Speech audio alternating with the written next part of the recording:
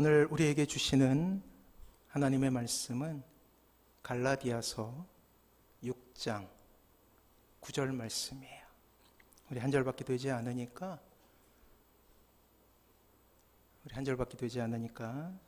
같이 한번 읽도록 하겠습니다. 같이 읽습니다. 시작. 우리가 선을 행하되 낙심하지 말지니 포기하지 아니하면 때가 이름에 거두리라.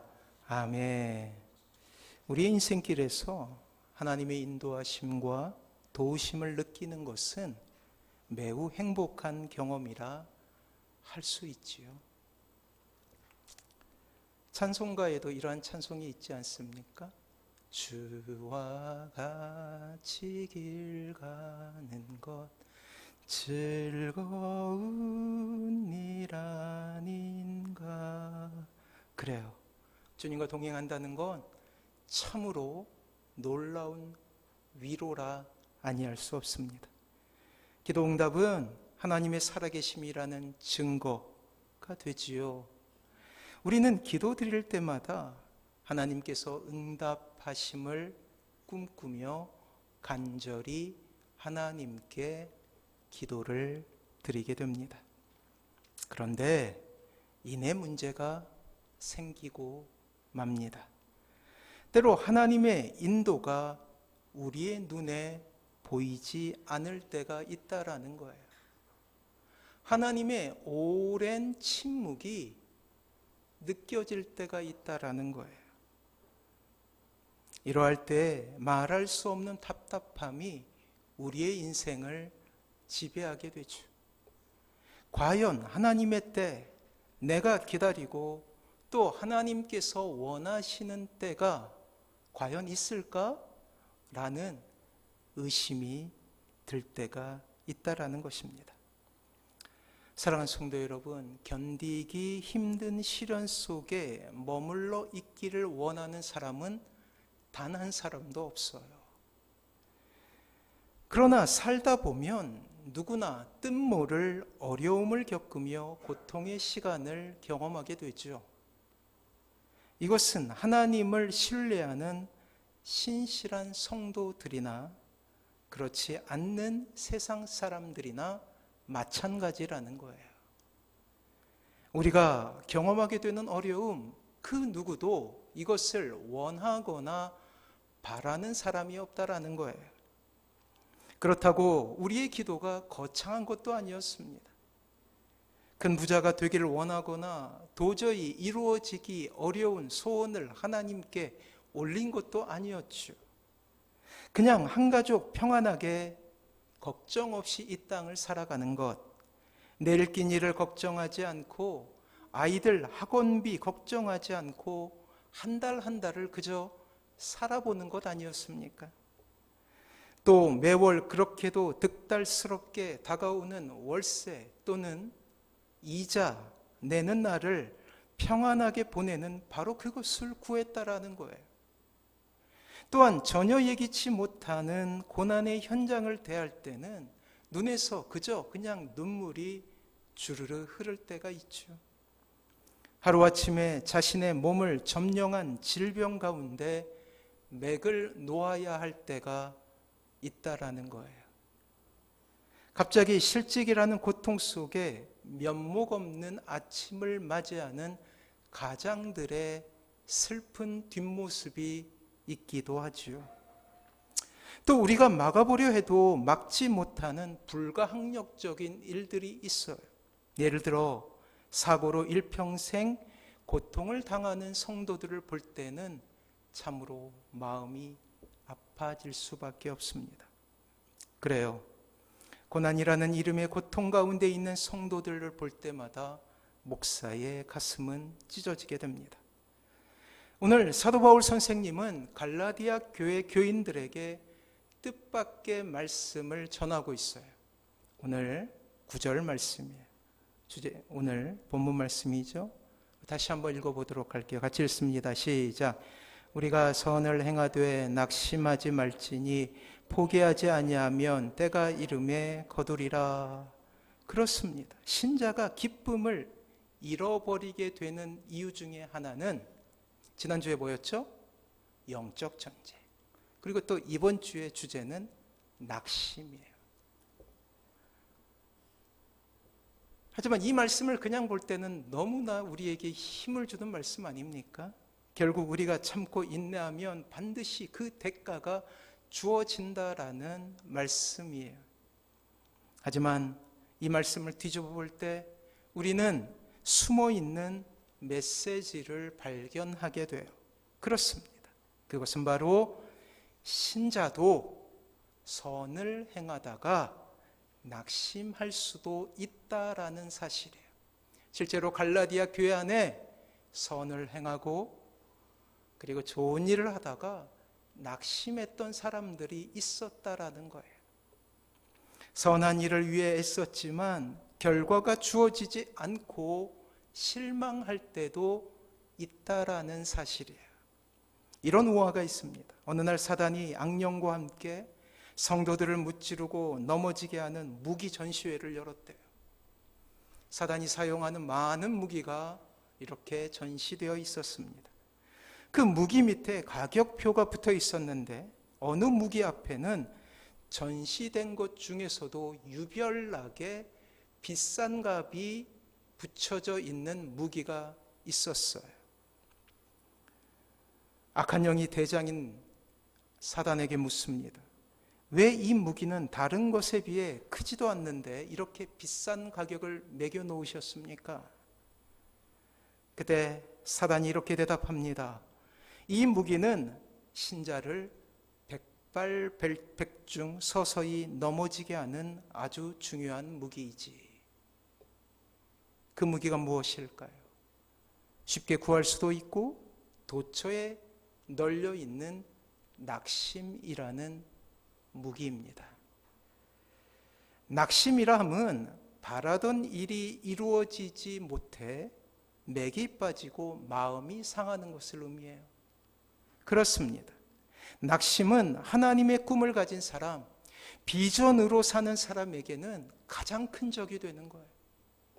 반대로 신자를 무너뜨리기 원하는 사단에게는 아주 효과적인 무기가 되는 것이죠. 오늘 본문에 언급되는 교회는 갈라디아 교회였어요. 갈라디아 교회는 율법주의라는 이단에 의해 교회 전체가 참으로 큰 풍랑을 맞이하는 교회였습니다. 사도 바울의 위로와 격려 그리고 가르침으로 말미암아서 놀랍게 회복될 수 있었지만 문제는 갈라디아 교인들에게 여전히 남아있는 낙심의 문제예요. 거짓 교사들을 쫓아내고 교회를 바르게 세우고 교회 안에 정풍 운동이 일어났어요.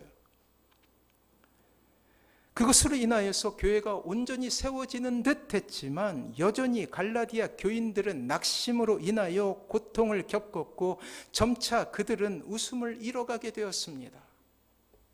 그렇습니다. 선을 행하다 낙심할 수도 있다라는 사실, 신앙생활에 있어서도 참으로 불편한 진실이라 아니할 수 없어요.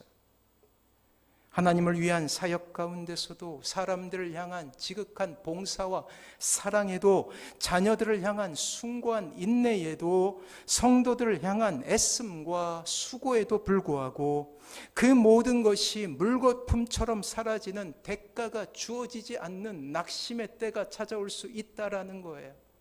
열심히 했지만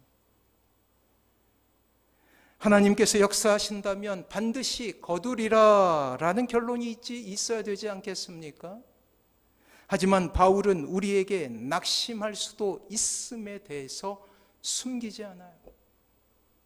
사랑하는 성도 여러분, 수없이 많은 날들을 기도하고 바라던 그리고 기다린 일들이 기도한 것만큼 결과로 주어지지 않을 때가 있지요. 전도 하나님의 일이라는 이 한 가지로 수고하고 때로는 자존심이 상하는 일도 참고 때로는 인내라는 그러한 단어를 가슴에 안고 이를 악물고 참아냈지만 결국은 열매로 주어지지 않을 때도 있다라는 거예요. 자신의 기도보다 영혼 구원을 우선순위에 두어 그 영혼을 위해 기도했지만 도무지 바뀌지 않는 모습을 볼 때, 혹은 그것이 가족일 때, 과연 언제까지 내가 인내할 수 있을까라는 생각이 마음을 지배하게 되는 거예요. 그리고 낙심이 생기죠. 낙심은 글자 그대로 마음이 떨어진 거예요. 바라던 일을 이루지 못해 맥이 빠지고 마음이 상하게 되는 것이죠. 그 마음을 잃어버림으로 모든 것을 잃어버려 다른 것을 할 수 있는 엄두를 내지 못하는 상황입니다. 한마디로 말하면 상처예요. 누구에 대한 상처? 하나님에 대한 상처. 신자에게 이러한 낙심이 찾아오게 되면 마음은 급속도로 굳어지게 되는 거예요. 하나님께 마음이 상하게 되면 급속도로 마음이 굳어져요. 그래서 은혜의 말씀, 찬양이 흘러내려도 그 말씀으로 인하여서, 그리고 그 찬양으로 인하여서 은혜를 받지 못하는 상태가 되어버리게 되는 거예요. 그리고 교회를 다니나 믿지 않는 사람들과 방불한 모습까지 이룰 수도 있게 되는 거예요. 그리고 의도적으로 은혜에 대해서 둔감해지거나 모른 척하게 됩니다. 굽히기 싫다는 거예요. 하나님께 내가 상처받았으니까 일부러 귀를 닫아버리는 거예요. 그래서 예배당에 오기 전에 마음의 결단에 오늘 하나님의 말씀, 목사님의 말씀을 듣지 않으리라 다짐하고 와요. 그리고 의도적으로 하나님과의 교제를 스스로 끊어버리게 되죠. 왜냐하면 이러한 낙심 가운데는 하나님께 대한 서운함이 있거든요. 내가 이렇게 기도했는데, 내가 이렇게 노력했는데, 영적인 서운함이라는 영적인 비밀이 담겨져 있기 때문이에요. 사랑하는 성도 여러분, 혹시 지금이 낙심이라는 마음의 적이 여러분들을 삼켜버린 것은 아닙니까? 이루어지지 않는 꿈, 이루어지지 않는 기도 제목이 여러분들의 마음을 힘들어지게 하고 있는 것은 아닙니까? 이러한 낙심으로 인하여 어느새 웃음은 사라지고 마음은 메마르며 삶은 곤고해진 것이 아닙니까? 때로 우울감에 사로잡혀 모든 것을 포기하고 싶은 것은 아닙니까? 오늘 사도는 이런 낙심 가운데 절망하고 있는 이 땅의 신자를 향하여서 포기하지 말 것을 말씀하고 있어요. 그렇습니다. 신자가 낙심 가운데서 벗어나 다시금 기쁨을 회복할 길이 있다라는 거예요. 그것은 신실하신 하나님을 끝까지 신뢰하는 거예요. 소망의 근거가 되시는 하나님을 바라보는 것이죠. 왜냐하면 하나님은 때가 이름에 거두리라 라는 끝을 주관하신 분이시기 때문이에요. 낙심을 극복하기 위해서 신자는 포기하지 않는 법을 배워야 합니다. 포기하지 않기 위해 신자는 두 가지 단어를 꼭 기억해야 돼요. 가슴에 새기고 뼈에 새길 바로 그 단어는 섭리와 계획이라는 단어예요. 우리가 성경 공부를 하게 되면 늘 언급되는 단어이죠. 그렇습니다. 낙심 가운데 신자가 다시금 일어날 수 있는 두 가지를 살펴보게 되겠는데, 그 첫 번째가 바로 섭리와 계획으로 이끄시는 하나님을 바라보는 거예요. 자, 그렇다면 섭리가 무엇일까요? 섭리는 하나님의 감추어 두신 뜻이에요. 하나님께서 우리를 통하여서 뜻을 세우시고 계획을 세우시는데 감추어 두신 거예요. 우리가 알지 못한다라는 거예요. 또 계획은 그 섭리를 이루어 가시는 하나님의 방법이에요. 이러한 계획을 통해서 우리의 인생 가운데 소망과 기대를 이루어 가시게 되죠. 어느 때는 어떠한 사람을 만나게 하시고, 또한 어떠한 교회를 만나게 하시고, 또한 누구를 만나게 하시고, 어떠한 사건을 통해서 우리를 다시금 훈련시켜서 우리를 통하여서 영광을 받으시는 이 계획을 세우시게 되는 거예요. 지금 인생의 가장 절망 가운데서, 인생의 벼랑 끝에서 우리는 이 섭리와 계획이라는 단어를 붙잡을 수 있어야 돼요. 왜냐하면 섭리와 계획이라는 단어 자체가 하나님의 신실하심, 이 신실이라는 것은 변하지 않으신다라는 거예요. 약속을 바꾸지 않으신다라는 거예요. 이 신실하심에 대한 고백이기 때문에, 그래서 섭리와 계획이라는 말 속에는 믿음이라는 단어가 숨겨져 있게 돼요. 하나님은 자신이 아파하시면서도 때로 사랑하시는 당신의 자녀들을 고난 가운데 두실 때도 있어요. 왜냐하면 그 고난이 당신의 자녀들을 더욱 아름답게 빛날 수 있도록 만들어 주시는 과정이기 때문이에요. 믿음 없이 당하는 고난과 어려움은 그저 우리에게 원망과 상처를 줄 뿐입니다. 그러나 믿음으로 고난을 견딘다면 끝까지 하나님의 섭리와 계획이라는 두 단어로 자신과 자신이 겪게 되는 모든 환경, 어려움, 절망, 좌절, 실패를 이 섭리와 계획이라는 단어로 해석할 수 있게 된다면, 비록 여전히 현실은 혹독하게 나 자신을 다그치지만 그때마다 하나님은 사랑과 은혜로 또한 위로하심으로 그 절망 중에서 기쁨을 맞이할 수 있도록 해주신다라는 약속이기 때문이에요. 때문에 이것을 기억하십시오. 하나님과 같이 걷는 길이라면 그 어떤 가시밭 길도 은혜의 길이 될 수 있다. 아니, 그 가시밭 길은 더욱 나의 삶을 빛나게 하는 시간이며 하나님 안에 만들어진 훌륭한 자신의 모습을 발견할 수 있게 될 것이다.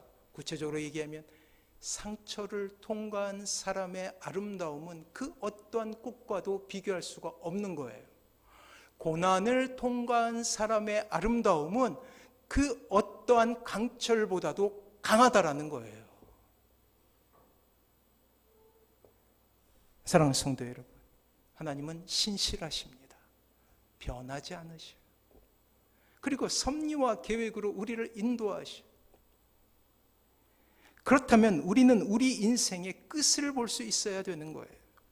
이 고난과 이 어두움이 끝나고 하나님의 사람으로 멋지게 서 있는 나와 우리의 가정, 하나님의 나라로 바뀌어 있는 우리의 가정을 볼 수 있어야 된다라는 것이죠. 이것이 바로 하나님의 섭리와 계획을 믿는 사람의 모습인 거예요. 중국의 유명한 전도자 워치만 리는 젊었을 때 몸이 심히 연약하여서 의사로부터 시한부 판정을 받게 돼요. 젊었을 때.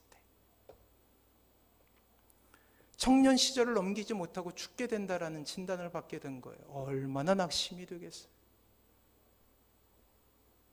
젊은 나이에 죽음을 보고 살아야 한다니 큰 절망이 찾아오게 되죠. 피워보지도 못하고 이제 죽을 날을 셀 수밖에 없다라는 생각에 아무것도 할 수 없다라는 무기력감에 빠지고 있어요. 그렇다고 해서 자신의 유익을 위해 살아온 것도 아니에요. 하나님의 영광을 위해서 살아왔잖아요. 전도하고 선교하고 말씀 전하며 살아왔어요. 근데 청년 시절을 넘기지 못하고 너는 죽을 거야 라는 소식을 의사로부터 듣게 된다라는 거예요. 이 때문에 그는 이렇게 기도합니다. 몸을 낫게 하여 주옵소서. 당연하죠. 몸이 아프니까 그렇게 기도한 거예요. 하나님, 몸을 낫게 해 주소서. 그 기도는 늘 처절한 울부짖음이 되곤 했습니다. 얼마나 낙심이 되겠어요. 젊은 시절 움직이지 못하니. 지난주에 코로나도 이겨냈는데 코로나도 걸리지 않고 저만. 놀라운 기적 아닙니까? 지난 한 주간 장염에 걸렸어요. 새벽 기도에 영상을 보신 분은 알겠지만 12분 만에 새벽 기도의 말씀을 마치고 곧바로 사라져 버렸죠?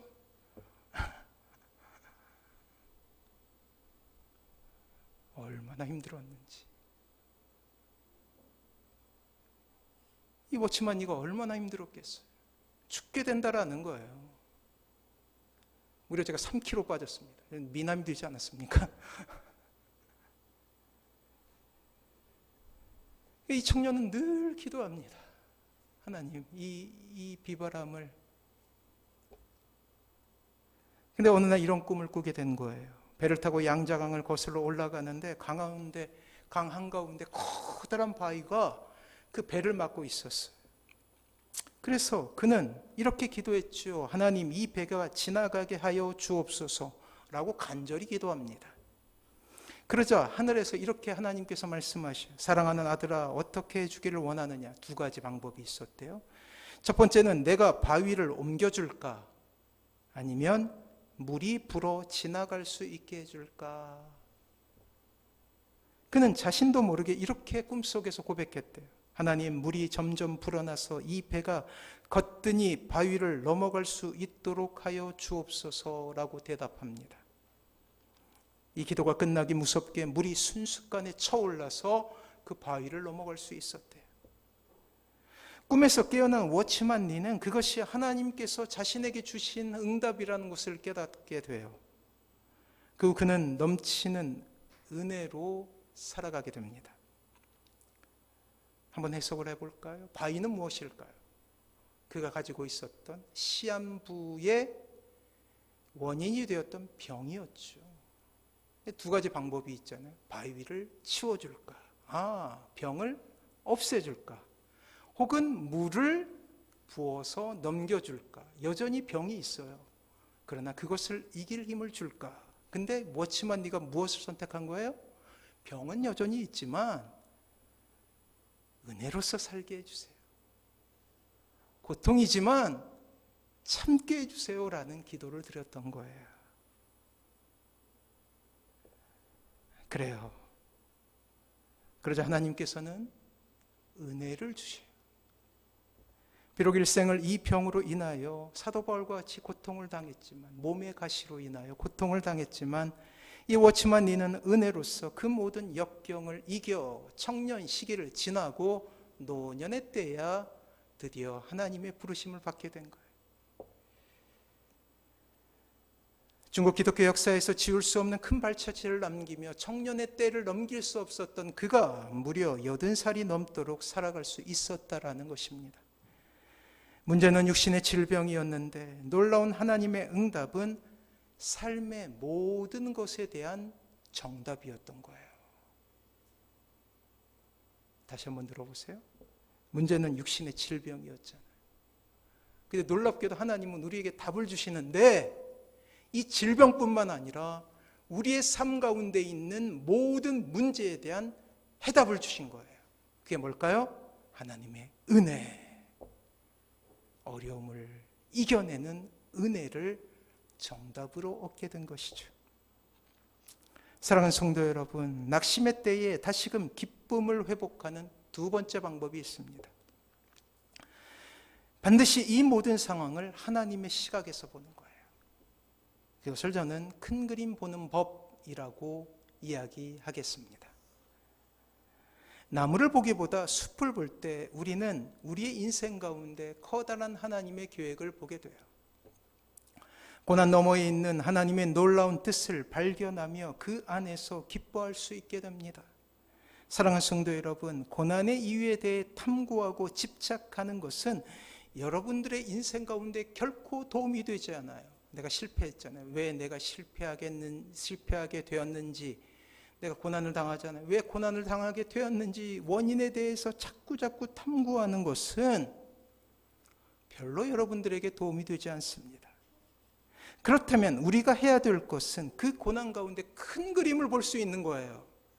하나님을 신뢰하고 실망하지 않는 것이죠. 이 역전의 원리는 신자를 더욱더 강하게 만들고, 오늘 내가 넘어져도 내일 다시금 일어나서 오늘 10리를 갔다면 내일 20리를 가게 될 거야 라는 믿음의 눈으로 바라보게 되는 거예요. 워치만 리처럼 바위를 치워주세요 하기보다는 은혜의 파도를 주십시오, 제가 기뻐하겠습니다 라고 고백하는 거예요. 비록 일평생 고난이란 이름이 우리의 인생을 떠나지도 않을 수도 있죠. 절망의 꼬리가 늘 우리를 힘들게 할 수도 있습니다. 그 안에서 늘 우리는 눈물을 흘리며 살아갈 수도 있게 될 것이에요. 하지만 분명한 사실은 그 안에서도 기뻐할 수 있어요. 왜요? 결론을 알고 있으니까. 제가 요즘에 프로야구를 즐겨 보고 있는데 제가 좋아하는 팀은 LG 트윈스예요. 이제 LG 트윈스가 어제 두산이라는 서울의 라이벌과 만나서 경기를 하게 되는데 어제 얼마나 재밌었는지 그냥 가슴이 그냥 콩당콩당 뛰고 역전을 3번인가 했어요. 2번, 3번 막 이렇게 역전을 했어요.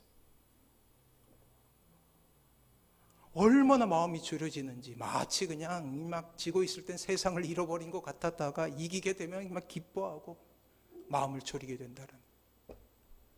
근데 만약 제가 결론을 알고 있었다면 그런 마음이 들었겠습니까?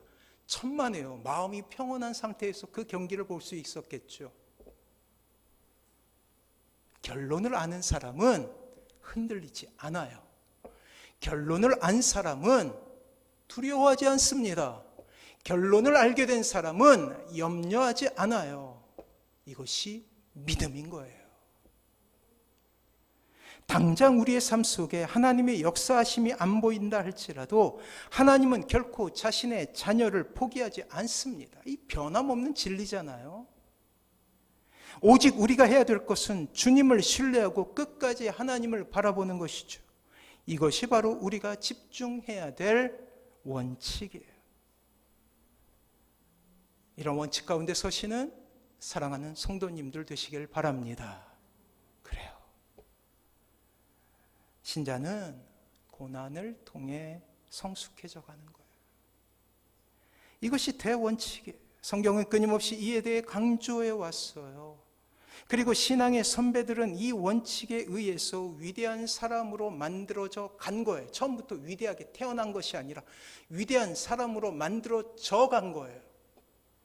만약 우리가 우리를 낙심케 하는 여러 가지 상황을 성숙의 과정으로 이해한다면 결코 우리는 이 낙심 가운데서 기쁨을 잃지 않게 된다는. 반대로 하면 우리가 기쁨을 잃게 되는 이유는 우리에게 보여지는 일들 가운데서 하나님의 섭리를 보지 못하고 원망의 기회로 삼기 때문이에요. 성경에 나와 있는 믿음의 선배들을 볼 때 우리는 감격에 젖지 않습니까? 다윗의 인생을 보십시오. 우리는 역전하게 하시는 하나님의 은혜를 보지 않습니까? 시대의 왕따였던 노아를 우리는 기억하고 있지 않습니까? 결국 승리케 하시는 하나님을 바라볼 수 있게 되었습니다. 욥의 인생을 보십시오. 우리는 고난을 통과한 욥이 다시게 누리게 되었던 이 땅에서의 복을 우리는 알고 있습니다. 죽기를 각오하고 죽으면 죽으리라 고백했던 민족을 구했던 에스더를 우리는 기억하고 있지 않습니까? 결국 한 여인의 몸으로 이스라엘 민족 전체를 구원하는 놀라운 일이 있었다라는 거예요. 성경은 이 놀라운 비결을 깨달은 우리에게 이렇게 이야기합니다. 야고보서 1장 2절 주보에 있어요.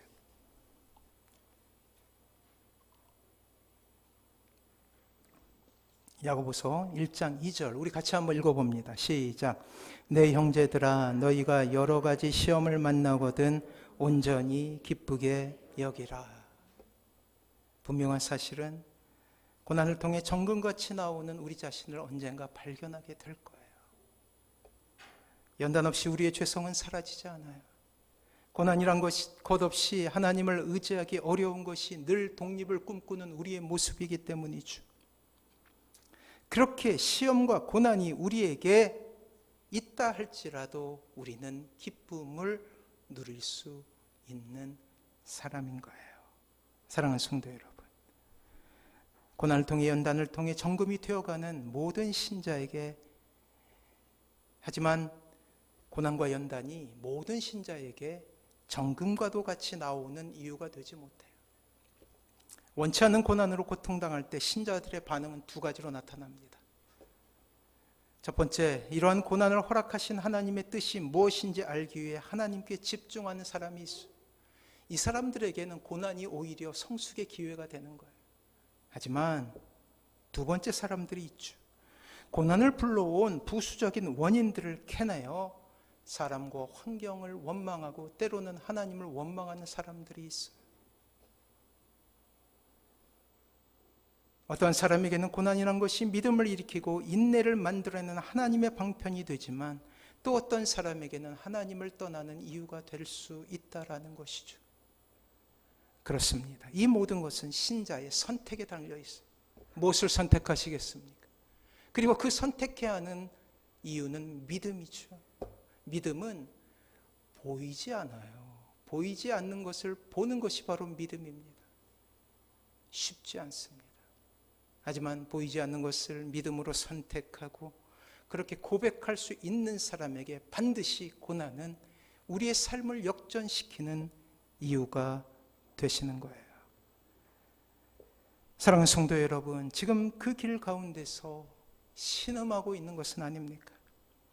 자녀의 고통을 보며 기뻐하는 부모가 없듯이 우리의 고통을 보시며 애통해 하시고 아파하시는 아버지 되신 하나님을 우리는 봐야 돼요. 아무리 힘들고 어렵다 할지라도. 독생자를 죽이시기까지 사랑하신 하나님의 사랑, 우리가 끝까지 붙잡아야 되지 않겠습니까? 우리의 인생의 어두운 길, 흉년을 지나갈 때 지혜로운 사람이 선택하는 길 하나는 인내라는 길이에요. 인내. 오늘 본문은 포기하지 않으면 이라고 표현되어 있어요. 우리 다시 한번 읽어볼까요?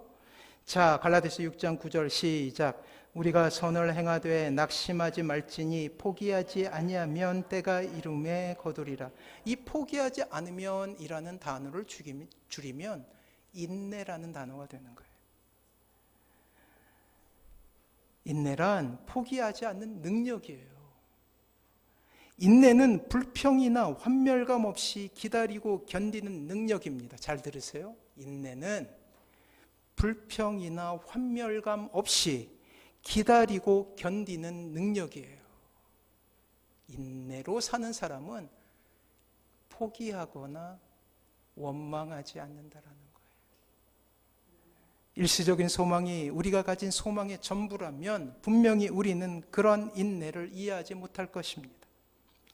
성도들이 무수한 핍박 속에서도 인내를 지켰던 것은 이 세상 너머까지 이어지는 장래의 은혜에 대한 소망을 가지고 있기 때문이에요. 요즘 하나님께서 저에게 마음속에 가슴속에 주신 그런 구절이 있어요. 그게 뭐냐면 마지막 시대 마지막 주자라는 거예요. 기도할 때마다 이 고백을 해요. 아파트를 돌아다니고 기업체를 돌아다니면서 전도할 때마다 마음속에 이러한 기도를 해요. 마지막 시대 마지막 주자들을 주시라고. 사랑하는 성도 여러분, 우리는 마지막 시대를 살아가고 있어요. 하나님께서 요구하신 사람은 마지막 주자예요. 마지막 주자 해야 될 것이 정해 있죠. 마지막 꼬린 지점을 지나가는 거예요. 빛가람 선한목자교회가 그렇게 세워지기를 저는 기도합니다. 우리가 만약 환난 중에서 시험 중에서 두려워하지 말라고 그리고 기뻐하라는 하나님의 음성을 나의 말씀으로 붙든다면, 더 나아가 시련을 끝까지 참고 견딘다면 반드시 신앙의 선배들이 갔던 참으로 놀라운 믿음의 길을 갈 수 있게 될 거예요. 그리고 우리는 마지막 시대 마지막 주자가 될 것입니다. 언젠가 주님께서 재림하시는 그때에 우리도 호련히 하늘로 올라가 주님을 영접할 수 있게 될 것이라는 거예요. 여기서 우리는 아주 중요한 결론 하나를 내어야 합니다. 그것은 그리스도를 온전히 믿지 않는 사람들에게는 시련이 고난이지만, 고통이지만 그리스도를 믿는 성도들에게는 오히려 기쁨이 된다라는 거예요. 인내는 신앙의 정점에 있는 성품이에요. 이 시대에 하나님을 향한 헌신으로 불타고 또 열심으로 가득 찬 것처럼 보이는 많은 사람들이 있습니다. 안타까운 것은 오래 참음으로 끝까지 헌신하는 사람은 없다라는 거예요. 잠깐은 불때 냄비처럼 후루루 타오를 수는 있지만 끝까지 인내로서 교회를 섬기고 하나님을 섬기는 이들은 많지 않다라는 거예요. 잠깐 주를 위해 고난받는 이 많지만 끝까지 이 마음을 가지고 하나님께 충성하는 사람들이 적다라는 거예요. 그러한 사람들을 볼 때, 마지막 시대 마지막 주자를 볼 때 주님께서 여러분들에게 이렇게 말씀하실 것입니다. 잘하였다, 충성된 종아. 사랑하는 성도 여러분, 다시 한번 질문합니다. 혹 지금 인생의 흉년, 가장 고통의 시간을 지나가고 계시는 것은 아닙니까? 신자가 낙심하는 이유는 우리가 겪는 고통의 이유와 무게 때문이 아니에요. 소망의 근거가 되시는 하나님을 바라보지 못하고 있기 때문입니다. 짙은 먹구름이 우리를 덮어 이 세상이 암흑으로 변한다고 해도 그 구름 너머에 있는 태양이 있음을 부인할 사람은 없어요. 믿는 사람들은 구름 너머에 있는 태양을 볼 수 있는 사람이라는 거예요. 기쁨은 고난의 때 신자의 가장 아름다운 의복이 될 것입니다. 세상은 신자의 기쁨을 보며 하나님을 또한 보게 될 거예요. 위대한 신자, 여러분들의 삶을 보며 세상은 부러워하게 될 것입니다. 이것이 바로 여러분들의 인생이 되길 주님의 이름으로 축원합니다.